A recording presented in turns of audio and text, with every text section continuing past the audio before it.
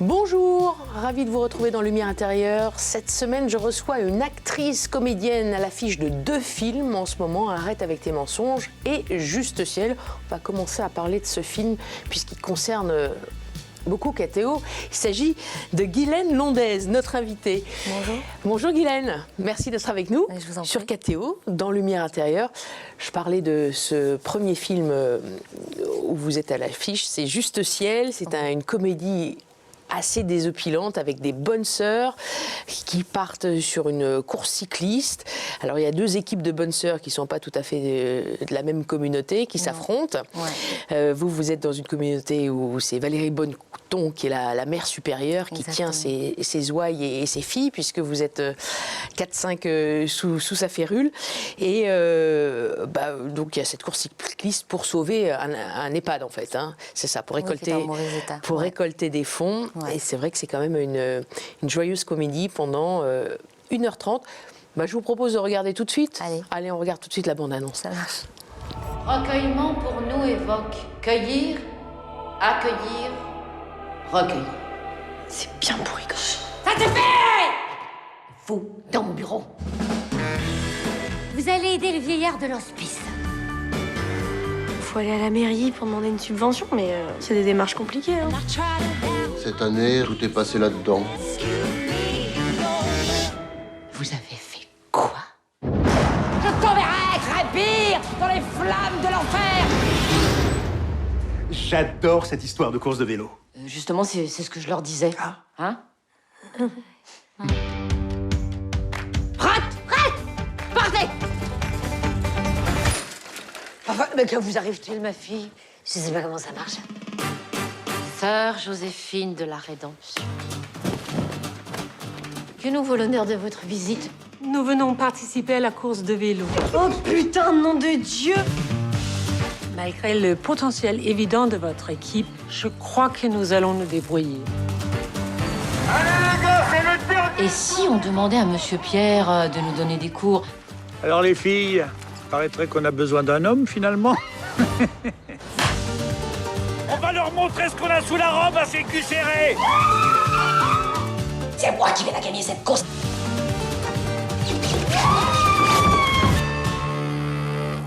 Et je suis prête à tout pour ça. Allez, ma mère!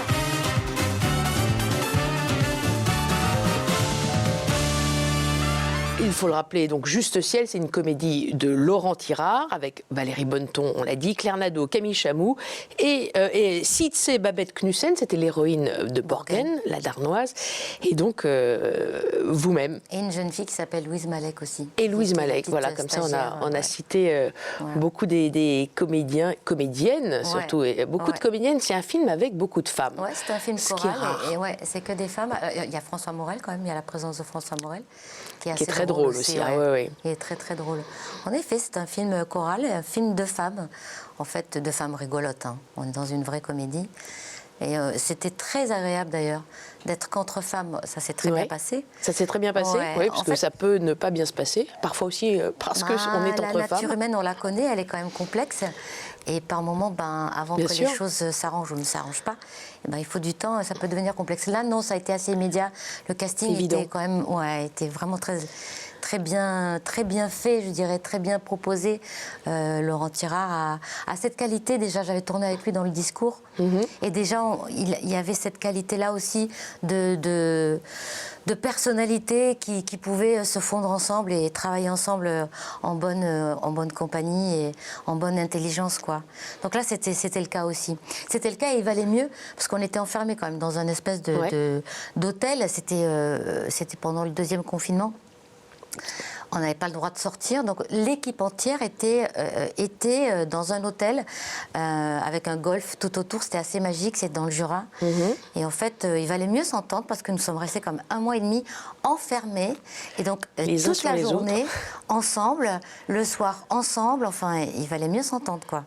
C'était le cas. C'était très agréable. Oui, l'alchimie fonctionne bien, d'ailleurs. Ouais. Vous connaissiez entre vous, entre comédiennes, Valérie Bonneton, vous aviez... Valérie Bonneton, j'avais un peu travaillé avec elle, mais c'était vraiment sur une journée et encore même 2 scènes, donc c'était assez rapide. Et les autres, je ne les connaissais pas. Camille Chamou, je ne connaissais pas. Claire Nadeau non plus. Je ne les avais jamais rencontrés, quoi. Mais non, ça s'est fait assez immédiatement, justement. En fait, en ayant des personnalités aussi contraires ou aussi opposées par moments, en fait. On vient toutes d'une école très différente, je dirais, ou de cinéma ou de théâtre. Mais c'était ça qui était très agréable, en fait.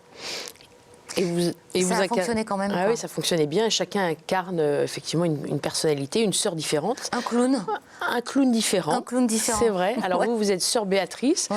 Vous êtes la plus joviale et joyeuse, un peu naïve de la bande. Vous chantez beaucoup, vous riez beaucoup. Ouais. Ça a été facile d'interpréter cette sœur, rôle de composition ou non, c'est votre nature en fait? Je crois qu'en fait, est-ce qu'on joue des rôles de composition? Jamais, je crois pas en fait. On va chercher en nous plutôt une couleur. On a tous des couleurs et une multitude de couleurs à l'intérieur de soi.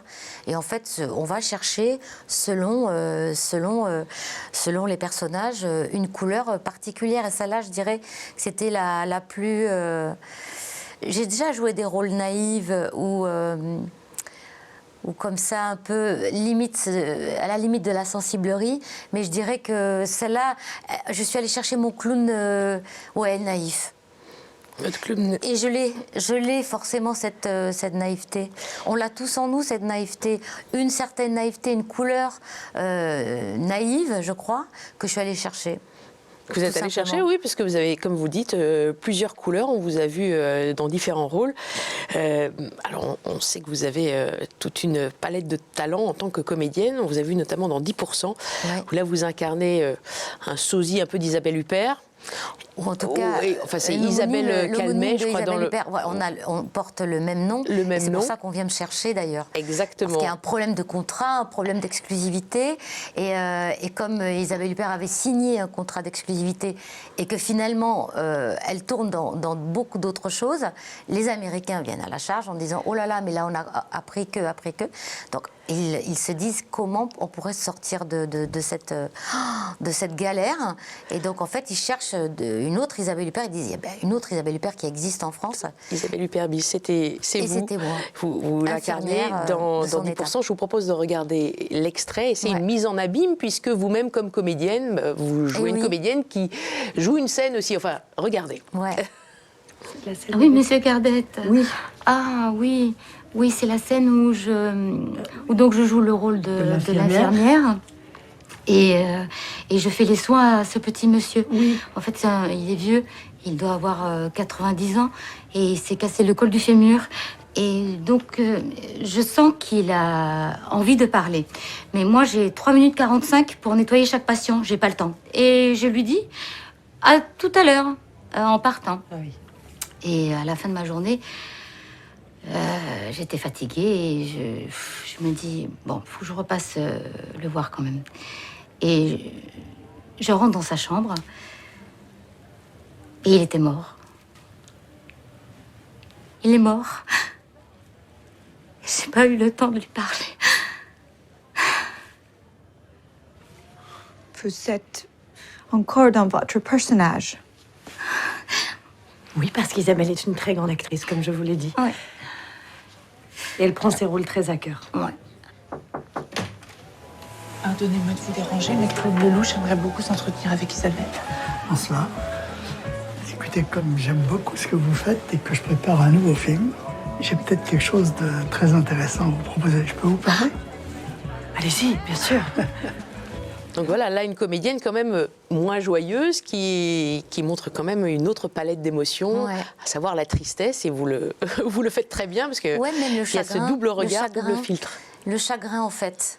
J'ai adoré jouer ce personnage-là parce qu'il m'a permis déjà de rendre hommage à une profession qui est quand même malmenée, maltraitée, comme les infirmières, en tout cas tout le système, on le connaît, hospitalier, qui est quand même dans une grande galère. Et ça m'a beaucoup plu de raconter que c'est son métier et toute la journée, en effet, j'imagine, on est face à des drames de toutes sortes, face à la douleur, face à la mort, face à peut-être l'immense solitude de certains malades, etc. En fait, ce que j'avais envie de raconter là, et ce qu'on m'a permis de faire, et que j'ai adoré faire, c'est ça, c'est rendre hommage et donc donner tout ce que je pouvais de mon cœur et pour raconter, je pense, la difficulté de faire ce métier en ayant de moins en moins de temps et en ayant de moins en moins de moyens. Et c'est ce que raconte ce petit extrait-là, c'est qu'elle n'avait plus le temps, elle n'avait pas le temps, elle se rendait compte qu'en effet, il aurait fallu rester un petit peu, mais elle n'avait pas que ça à faire. Elle était fatiguée, elle oublie de revenir et il meurt entre-temps et il meurt seul. Enfin, j'imagine que toute la journée, ces gens-là, et c'est pour ça qu'il faut les honorer, enfin, ils passent quand même toute la journée à avoir une émotivité peut-être protégée, ils doivent se protéger, mais je ne pense pas tout le temps, pas toute la journée, c'est pas vrai. Ils sont face à la douleur. Bien sûr. Vous vous nourrissez justement de ces expériences, de ces vécus, de ces émotions qui viennent des autres. Vous, comme comédienne, qu'est-ce qui est plus facile en fait, d'incarner quelqu'un de joyeux, la joie, les rires, ou justement ces émotions plus lourdes, la tristesse, même la colère? J'aime tout jouer parce que ce métier me permet de m'exprimer. Il y a plus de facilité dans un endroit que dans l'autre ou... Non. Non. Non. Parce que je trouve que faire rire, si on nous dit faites-nous rire. Qu'est-ce que j'en sais? Qu'est-ce que je sais, moi, de mon clown? Est-ce qu'il va être drôle? En plus, j'aime pas l'idée de... Vous savez, très primaire, on dit faites-nous rire. Non, ça marche pas comme ça, en fait. Très compliqué, le rire. C'est compliqué, le rire. Très. Il faut que les plus situations que les pleurs, finalement. soient très bien écrites. Il faut qu'on soit bien regardé. En fait, c'est une histoire de rythme aussi. Donc, vous voyez, il y a beaucoup de choses. C'est pour ça que De Funès était très bon. C'était un pianiste, d'ailleurs. C'était le maître. Hein. C'était son. Vous êtes inspiré, d'ailleurs. Ça ressemble un peu à une comédie un peu vintage, à la De Funès, forcément, avec des bonnes sœurs en plus, parce qu'on l'a souvent vu avec des bonnes sœurs. C'est ce qu'il désirait. Voilà, le côté un peu comédie. Et c'est vrai qu'on y est. On trouve ça. Absolument. Vous avez revu des De Funès, justement Non, mais c'est tellement présent. Enfin, chaque fois qu'un De Funès passe à la télévision, on se dit chaque fois, Rabbi Jacob, j'ai dû le voir une dizaine de fois. Chaque fois, je dis non, je regarde juste les 2 premières minutes, en fait. Je reste devant. Pourquoi? Parce qu'en fait, c'est une telle perfection, cet homme-là. On sent aussi une telle générosité, un tel travail, une telle exigence. Pour travailler votre rôle, vous avez fait comment? De sœur Béatrice, vous êtes allée dans des couvents, vous avez... En fait, j'avais déjà joué une bonne sœur, mais c'était une Clarisse, donc c'était pour Paul Verhoeven. Un film de Paul Verhoeven. Benedetta. Et donc je m'étais déjà... C'est sœur Jacoba. Jacoba, on disait, mais... Voilà. Et j'avais déjà regardé plein de documentaires sur les congrégations de toutes sortes, ou en tout cas... De toute façon, ça m'a toujours intéressée, pour tout vous avouer. J'ai toujours aimé écouter Sœur Emmanuelle, j'ai toujours aimé... j'ai lu ses livres, en fait. Ah oui. Ne nous dites pas tout, parce qu'on va peut-être en parler dans cette deuxième partie. C'est la partie dans laquelle je m'éclipse. Oui, en tout cas, je m'étais déjà intéressée en regardant des documentaires. Ouais. Et pour Sœur Béatrice, juste, en effet, regarder des documentaires et des personnalités. Parce qu'évidemment, chez les bonnes sœurs, comme chez tout le monde, il y a des personnalités hors normes.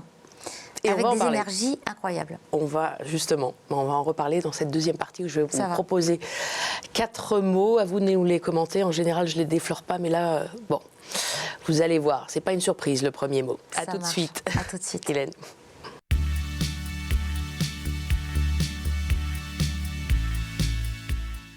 Promesse tenue, le premier mot, on a commencé à en parler, c'est le mot sœur. Sœur. Donc on pense évidemment à bonne sœur aussi. Ouais. Est-ce que vous voulez que je parle des bonnes sœurs ou de ma sœur?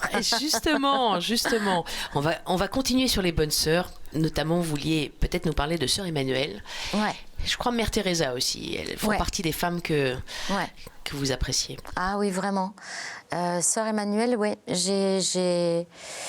J'ai un coup de cœur pour elle. C'est une femme qui m'a régulièrement accompagnée. En fait, j'ai lu son autobiographie qui m'a éblouie parce que c'était une femme vraie, une femme qui délivre ses secrets, parce que en fait, ce ne sont pas des secrets. En fait, ce que j'aime, c'est sa façon de se raconter qui est très, très vive, très simple. Elle parle de nous et elle parle d'elle, mais j'ai toujours aimé sa façon de se raconter, puis de raconter le monde et le monde dans lequel elle a évolué. D'où elle venait, ça j'ai adoré aussi. Elle disait qu'elle pétait dans la fourrure et que c'était une enfant gâtée, qu'elle était orgueilleuse et que ça a été long pour même apaiser ou tranquilliser cet orgueil qu'elle avait très présent apparemment et contre lequel elle bataillait pas mal. Et j'ai aimé aussi tout son parcours. Il est étonnant et quand elle part à la retraite, elle décide de ne pas partir à la retraite, elle décide de mettre en place les chiffonniers. Donc en fait, j'ai trouvé ça fou. Voilà, c'est une femme exceptionnelle, je trouve. Exceptionnelle, vraiment. Et vous admirez également Mère Teresa. Mais oui, mais c'est des femmes, ça... elles ont une telle puissance, une telle vibration. Elles croient tellement en ce qu'elles font, au-delà de croire. Parce que ce qui est très beau aussi, Sœur Emmanuelle raconte que parfois, elle perdait la foi. Quand elle se trouvait face à je me souviens d'un extrait dans son livre où elle dit, au milieu de toute cette misère absolue, un enfant qu'elle voulait sauver meurt dans ses bras. Et elle raconte avec beaucoup de... C'est très beau ce passage. Elle s'est adressée au ciel en disant « Mais c'est pas possible, vous n'existez pas, vous ne pouvez pas permettre ça ». Elle a eu des moments de vraie fragilité dans sa foi.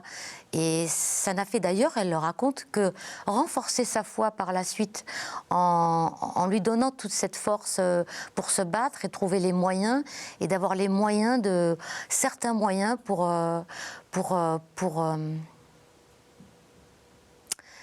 accompagner la misère humaine et à plein de niveaux. Il y a la misère, il y a plein de misère, quoi. L'humain est misérable, je trouve, de par sa nature fragile et sensible. Voilà. Enfin, voilà, en effet, Sœur Emmanuelle est une femme que j'aime énormément. J'adorais sa vitalité, son humour. Une grande femme, quoi. Ouais, un exemple. Un exemple à suivre. Ouais. Et votre sœur, justement, on est avec le mot sœur. Ouais. Vous avez des frères aussi? Ouais, j'ai un frère aîné et une sœur aînée. En effet, je suis la petite dernière. Et ma sœur était bizarrement, je l'ai découverte assez tardivement. En fait, on avait des parents qui travaillaient énormément, donc on était très, très seuls. Et donc, quand on est très seul et très isolé comme ça, quand on n'est pas très accompagné, on peut ne pas aussi être proche de ceux qui sont les plus proches, c'est-à-dire son frère et sa sœur, parce que chacun va à ses activités propres, parce qu'il doit se sauver peut-être de ce désarroi. Quand les parents ne sont pas présents, je trouve que ça laisse la famille dans un grand désarroi. Et du coup, ça peut, au lieu de réunir, ça peut justement faire qu'on s'isole les uns des autres et que chacun va qu'à ce qu'il doit faire. Et du coup, il n'y a pas forcément de rapport ou de rapprochement. Et je me rapproche de ma sœur aujourd'hui. Et j'en suis bien, bien contente parce que c'est nécessaire de reconnaître, de connaître mieux les personnes, le milieu d'où on vient. Enfin, je trouve que c'est nécessaire ce retour-là. Et je trouve que c'est le bon moment aujourd'hui. Je suis prête vraiment. Et c'est très agréable de revenir, de repasser par. C'était important. Voilà, donc ma sœur, je la connais mieux aujourd'hui. Et comme elle me connaît mieux aujourd'hui. Elle s'appelle comment? Karine. Karine. Et votre frère? Eric. Les liens se retissent également? Oui. Oui. C'est plus doux, c'est plus apaisé. Et c'est vachement bien. En fait, c'était déjà apaisé. En fait, il n'y avait pas de violence entre nous. C'était juste, on était tous un peu éloignés. Et là, en vieillissant, je sais pas, c'est plus apaisé. Et j'en suis ravie. Et vous vous rapprochez. Oui. Les parents donc très, très absents. Oui, très occupés. Très occupés. Ouais. Je vous propose le deuxième mot de ma petite liste, c'est le mot ombre. Ombre. Ombre. Bah ouais, on en porte tous une. En tout cas, elle est très présente chez chacun, je pense, l'ombre. On en a peur. Je pense que longtemps, on en a peur de cette ombre. Cette ombre, ça peut être quoi? En fait, ça peut être tellement de choses, l'ombre. J'en ai une, comme tout le monde. Elle est présente. Je suis très solaire. Et évidemment, en étant très solaire, j'ai aussi ce côté sombre, ombre, mais qui aujourd'hui ne me fait plus peur. Aujourd'hui, pareil, je crois que j'ai fait la paix avec ce qui me faisait peur, c'est-à-dire l'humain. L'humain est tellement complexe. Nous sommes complexes tous. Et je trouve que le seul but à atteindre dans cette vie, j'ai l'impression, en tout cas pour moi, c'est de me libérer, c'est d'être dans cette liberté-là, de cette acceptation-là de moi. Je crois que c'est mon seul but, le seul but que je veux atteindre, c'est celui-là. C'est la liberté intérieure. Et donc liberté intérieure veut dire reconnaissance de l'ombre, reconnaissance de sa lumière, et en reconnaissant ces deux pôles, les unir, et pour devenir, si possible, je l'espère, j'aimerais beaucoup être en soleil. Et quand je dis soleil, c'est pas forcément briller dans la lumière.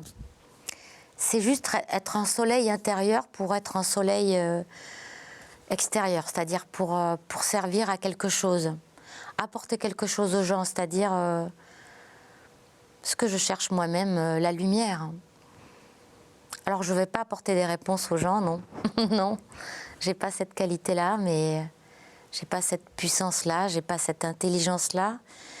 Je veux juste par ma vibration, juste par ma recherche et mon apaisement à venir est déjà présent, le partager avec les autres. Je me dis, si je peux au moins partager ça avec les autres, ce sera déjà super.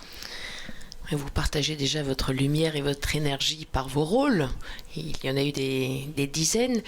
Est-ce que vous avez eu parfois le sentiment d'être un peu dans l'ombre, justement, d'autres acteurs, d'avoir des seconds rôles maintenant, et que maintenant vous êtes peut-être davantage dans la lumière. En tout cas, là, vous y êtes avec 2 films à l'affiche. Oui. Il faut être prêt pour ça, je crois.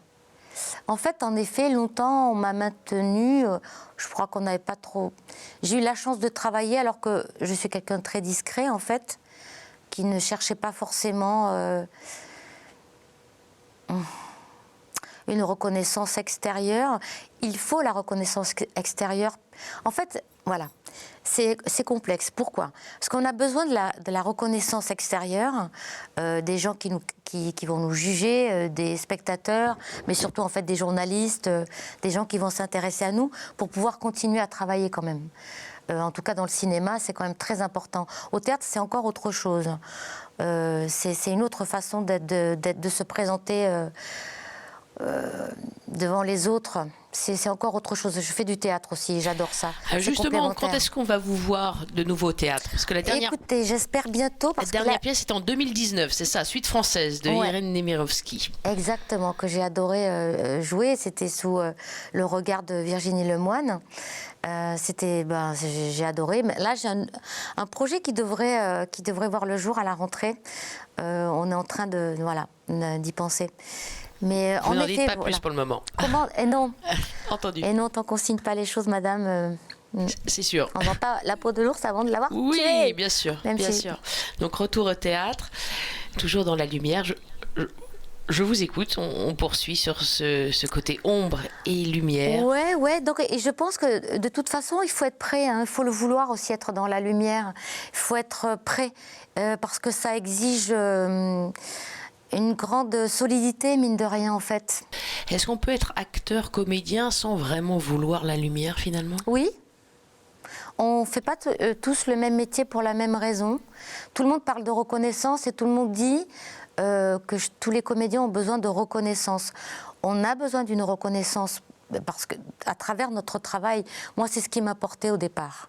Je voulais être reconnue parce que je travaillais bien et qu'on voyait que... j'aime tellement ce travail. Il continue de me passionner et il continue de m'émouvoir au plus haut point.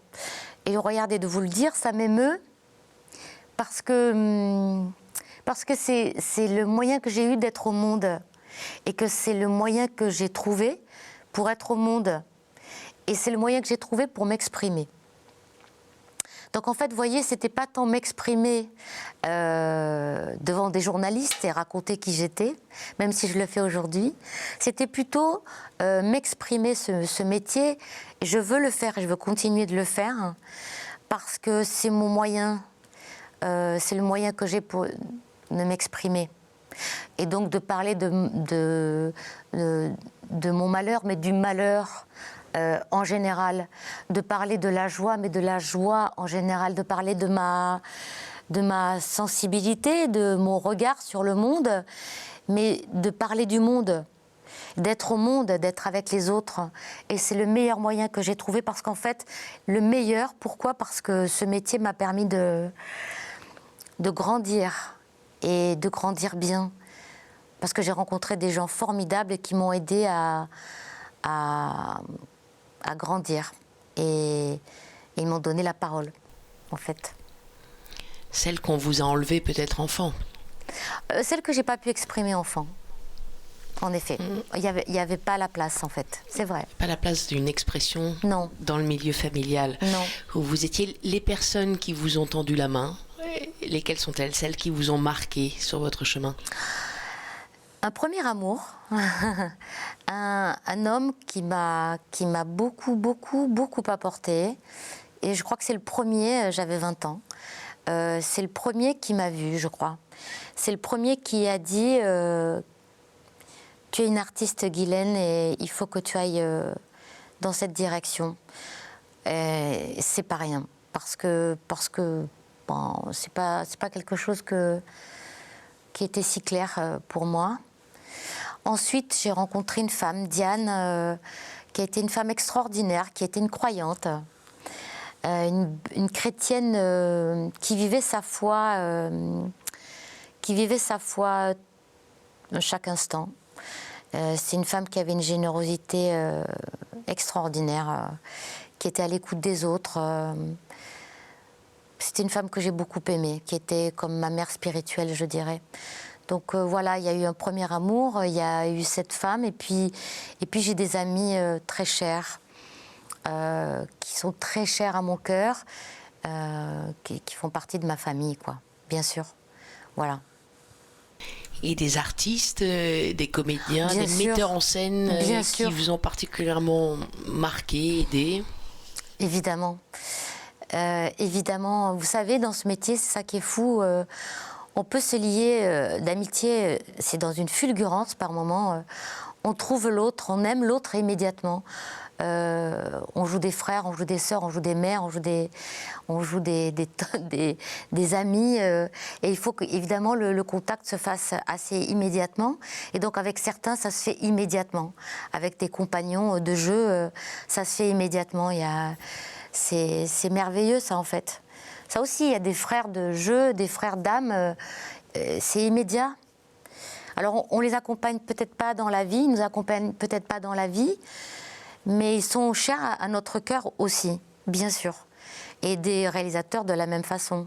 Je voulais en parler pour un peu plus tard, mais on peut en parler tout de suite de ce film qui vient de sortir le 22 février et qui s'appelle « Arrête avec tes mensonges » de Guillaume Tonquédec. Voilà, avec Guillaume de Tonquédec. Un très très bon et beau partenaire d'une élégance folle et le réalisateur d'une élégance folle aussi. J'ai adoré son regard, comme j'ai adoré le regard de Paul Verhoeven. Paul Verhoeven, c'est juste magique quand il vous regarde, en fait. C'est magique parce qu'en fait, il ne vous dirige pas, il vous regarde et sa vibration, la vibration qu'il vous donne à travers ses yeux, à travers son corps, c'est un homme qui a 82 ans aujourd'hui, qui est toujours aussi passionné par son métier. Il cherche toujours quelque chose. Et à travers vous, il veut que vous l'aidiez à trouver cette chose. Donc quand c'est à vous, quand c'est votre scène, quand vous allez jouer, il peut vous dire juste un mot, mais il vous regarde surtout avec ses grands yeux noirs. Il a une vibration extraordinaire à travers le regard. Et il vous dit avec son regard, donne-le-moi. Donne-moi ce que tu peux me donner de mieux de toi dans cette scène. Vas-y. Et quand il dit action, c'est action. C'est vas-y, donne-le-moi. Et ça, c'est magique en fait. Quand on vous regarde comme ça, c'est magique parce qu'en fait, c'est plus de l'ordre du jeu, c'est de l'ordre de l'âme. C'est de l'ordre de la vibration. Comment je vais pouvoir lui donner tout ce qui fait que, pour les raisons pour lesquelles il m'a choisi, j'ai passé un casting pour ça, et je dois lui donner plus que le jeu, mon cœur. Il me regarde avec son cœur, je veux lui aussi lui donner mon cœur. C'est très important pour moi. Il y a des gens qui n'ont pas ça. Il y a des gens qui ont d'autres choses, d'autres qualités. Il y a des réalisatrices et des réalisateurs qui ont des qualités merveilleuses. Hein. Et il y a des gens qui ont des qualités vibratoires. Et c'est ce qui m'émeut le plus et ce qui me touche le plus. La vibration de quelqu'un. J'aurais bien voulu vous proposer comme troisième mot vibration, malheureusement. Ah, excusez-moi. Je ne l'ai pas choisi. Il est beaucoup plus concret. C'est Occitanie. Occitanie. Ce sont vos racines. Oui, ce sont mes racines, absolument. Occitanie, c'est... Vous êtes né à Saint-Gilles, dans le Gard. Exactement. Et vous avez parcouru les conservatoires de théâtre de Nîmes, Montpellier, oui. l'école de Saint-Étienne. Ouais. Et ensuite, vous vous êtes monté à Paris. Et oui, je suis montée à Paris. Vous les sentez, ces racines occitanes ? Ce que je ressentirais plus... Oui, bien sûr, je suis une femme du Sud, hein, évidemment. Profondément du Sud. Et quand je dis profondément du Sud, au-delà de l'accent, qu'on veut toujours juste me faire remarquer, c'est pas ça. Être une femme du Sud, vous savez, c'est quand même le bassin méditerranéen, c'est quand même quelque chose. Hein. C'est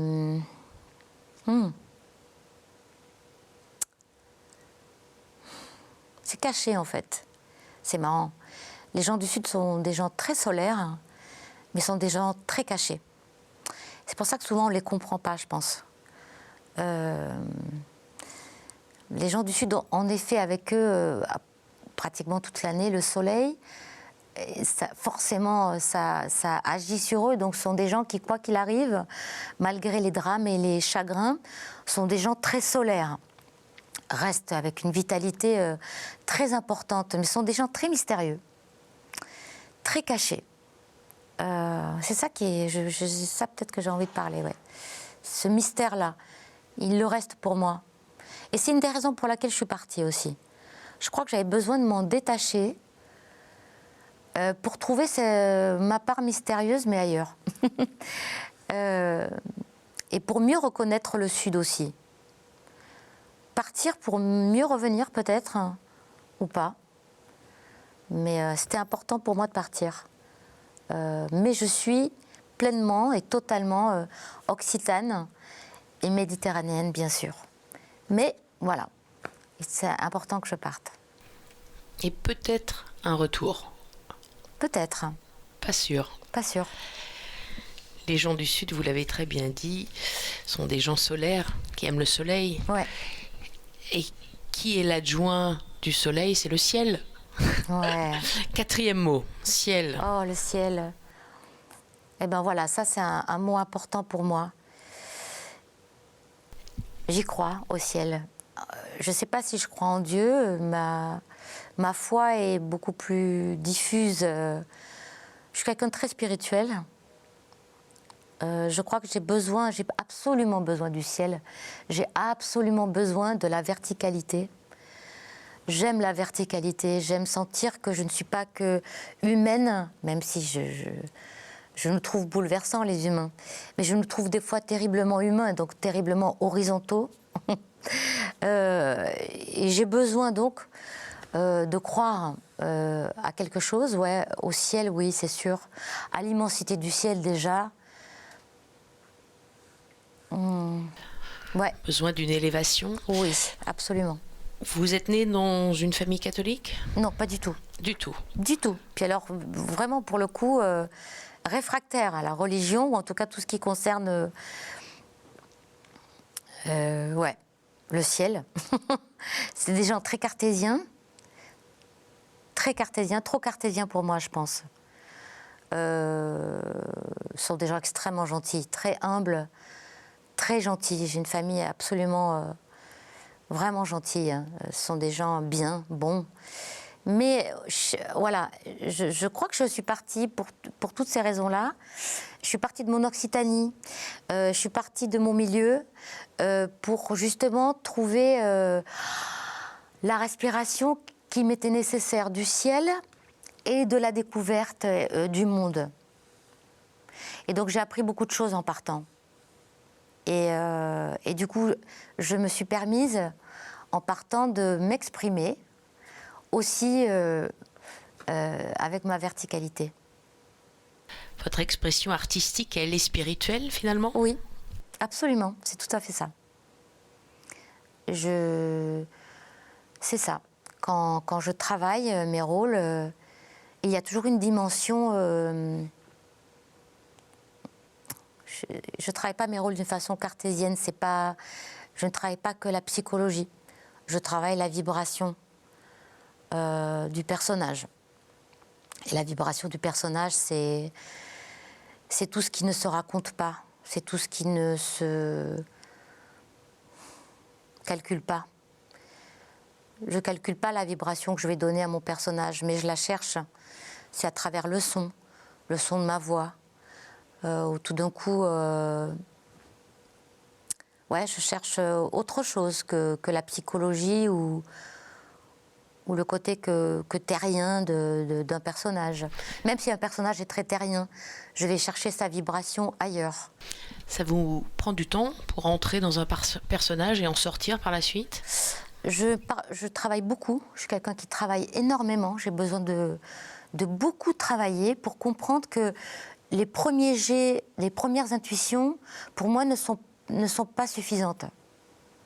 Il faut, justement, pour trouver cette vibration, travailler beaucoup, pour justement nettoyer les premières donc, intuitions et les premiers jets qui pourraient venir facilement, trop facilement. Je n'aime pas la facilité.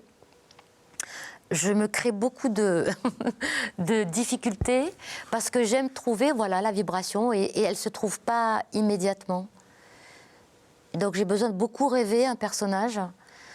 J'ai besoin d'être obsédée par lui. Et il vous habite longtemps ensuite? Non, parce que j'en sors assez rapidement. Par contre... Pas si comme dans la série 10%. Par contre, si vous me faites parler de mes personnages, ils sont tous en moi. C'est-à-dire si vous me faites parler de mon premier rôle, de mon 10e, ils sont là. Quel est le personnage qui vous a le plus marqué? Il y en a deux qui m'ont oh non, il y en a plus. Mais Benedetta avec Paul Verhoeven, parce qu'en fait, il m'a permis d'aller dans mon côté très austère et noir, très noir. Et encore, Jacopa, c'était une bonne sœur dont moi, j'ai imaginé que c'est elle, dans la congrégation dans laquelle elle était, qui portait le mieux la foi. C'était la plus intègre pour moi, qui était la plus austère, la plus noire, mais la plus intègre, la plus pure. Si on peut parler de quelqu'un qui est totalement pur, je ne sais pas, mais... Donc ça a été fort pour moi. Je voulais raconter... Je sais qu'en pensant à elle, je me lavais totalement tout le temps. Je disais non, c'est pas avec ton regard que tu joues, c'est avec sa vibration profonde. Elle est noire, mais elle est d'une luminosité extraordinaire. C'était une lumière noire. Ça m'a bouleversée. Il y a un autre rôle qui m'a bouleversée. C'était dans un film qui s'appelle Primaire d'Hélène Angèle, où je jouais le rôle d'une AVS, donc d'une assistante de vie scolaire qui accompagnait une petite fille autiste, qui était réellement autiste dans le film, et qui était réellement autiste dans la vie. Donc. Et ça m'a bouleversée totalement. J'étais face à un petit être sauvage, inquiétant, changeant, parce que ultra sensible. Et je jouais un personnage en plus qui n'avait pas la parole, c'est-à-dire qui avait très peu de mots avec elle. Une femme très inhibée, très timide, issue d'un milieu très, très pauvre. Elle était pauvre, cette AVS. Et s'occuper de cette petite fille autiste, avec très peu de mots, je devais raconter le désarroi de cette femme face à une petite fille, mais face à son propre parcours. J'avais peut-être 10 phrases à dire. C'était une femme qui bafouillait souvent, qui était souvent fragilisée par les autres et qui était fragilisée par la parole. J'ai adoré. Ça m'a bouleversée. Bouleversée d'être face à une petite fille autiste qui m'a bouleversée.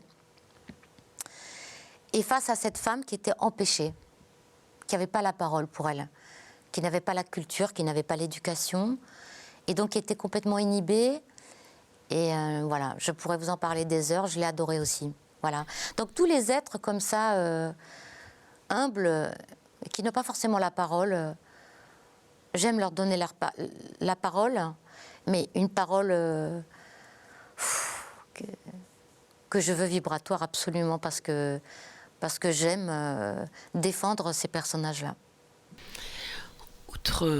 Hormis votre art, est-ce que vous avez d'autres façons de pratiquer votre spiritualité ?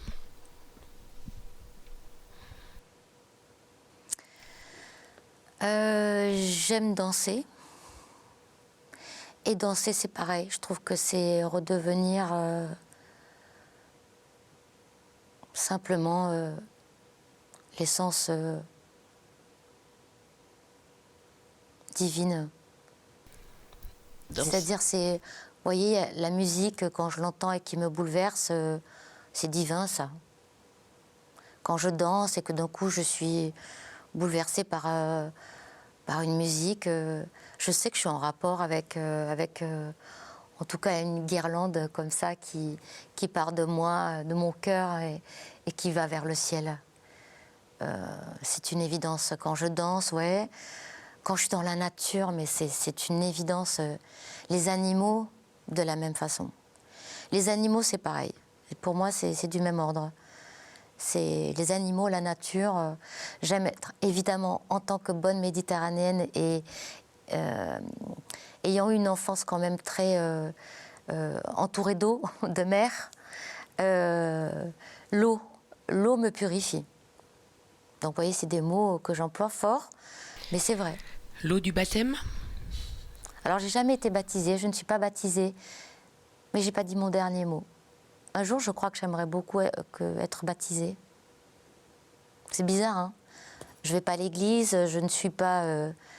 les dogmes ne me touchent pas. Par contre, je peux rentrer dans une église et être complètement bouleversée par une vibration, encore une fois.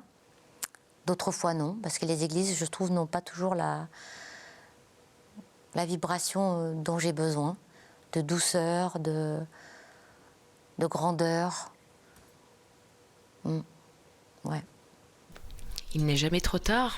Il n'est jamais trop tard. Pour être baptisé ? Non.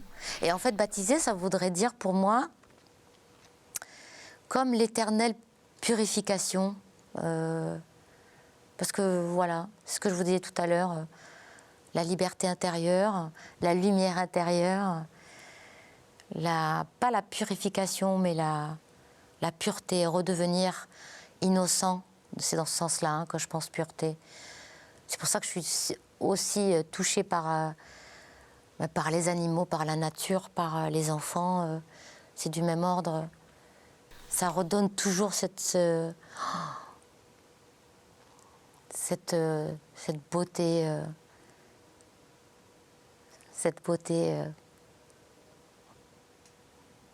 je sais pas. Divine, ouais. C'est divin, en fait. Nature, les enfants, plus que les églises, les prières. Les prières, j'en adresse, oui. Mais en fait, les églises, vous les fréquentez? Peu. J'aime pas trop les dogmes. Je n'aime pas qu'on m'impose une façon de penser ou d'être. J'ai toujours été réfractaire à toute autorité, moi. J'aime pas l'autorité. J'aime sentir et j'aime être en accord avec une certaine autorité à qui je vais accorder ma confiance. L'autorité du ciel. L'autorité du ciel, celle-là, je veux bien la... En fait, je me dis, accorder la confiance au ciel, c'est s'accorder sa confiance aussi. C'est reprendre confiance. Je me dis, quand j'adresse des prières, c'est autant pour me parler que pour, en effet, élever ma pensée et mon émotion, que pour la recevoir. C'est un échange. Hein. De toute façon, le ciel, quoi, c'est sublime, le ciel. Quand je ferme mes volets le soir, je regarde le ciel, j'ai la chance d'être face au ciel, aux étoiles, à la lune. Franchement, ça élève aussi. Je suis restée très enfantine, en fait. Je suis restée très enfantine à ce niveau-là. Il y a quelque chose qui est très enfantin dans la foi. Si j'ai une foi, elle est très enfantine. Elle accorde sa confiance à la grandeur, à la beauté, mais surtout au cœur. Le ciel, pour moi, c'est le grand cœur, quoi. C'est le cœur saint, quoi. Donc c'est ça, oui, ça me parle, oui. Merci beaucoup, Guylaine.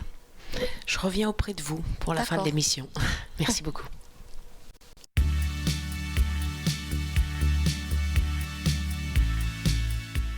Merci beaucoup pour ces échanges très beaux, très belles vibrations que vous nous avez partagées. Comment avez-vous vécu cette expérience d'interview très émotionnellement, très émue. Différente. Très émue de raconter ce que j'ai raconté. Je le raconte pas souvent, ça même jamais. Mais ouais, donc parler de mon métier, en effet, ça m'émeut. Parce que c'est un métier que j'adore. Hein, et qu'il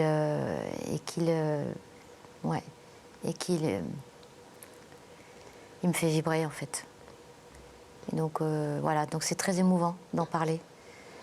Un métier de partage aussi. Oui, partager cette vibration dont vous parlez. Ouais.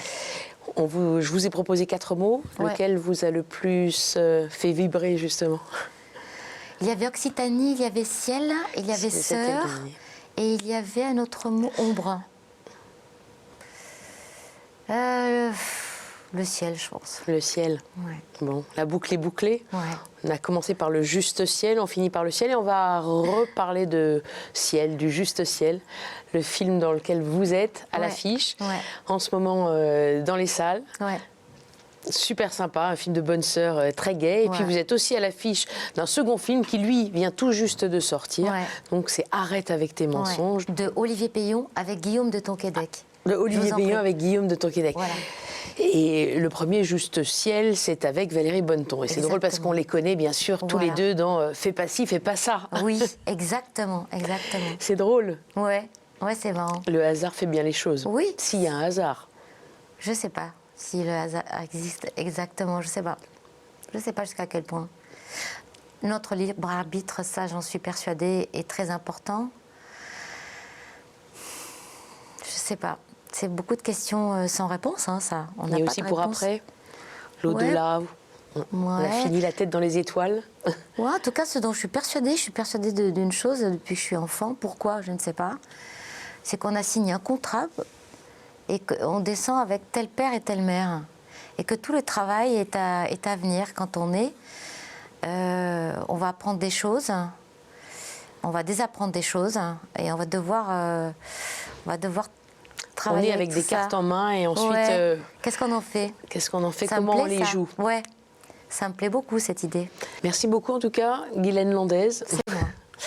Merci beaucoup à vous derrière vos écrans. Comme d'habitude, vous pouvez retrouver le replay de cette émission Lumière intérieure sur ktotv.com. On se retrouve la semaine prochaine. Très bon week-end, très bonne semaine.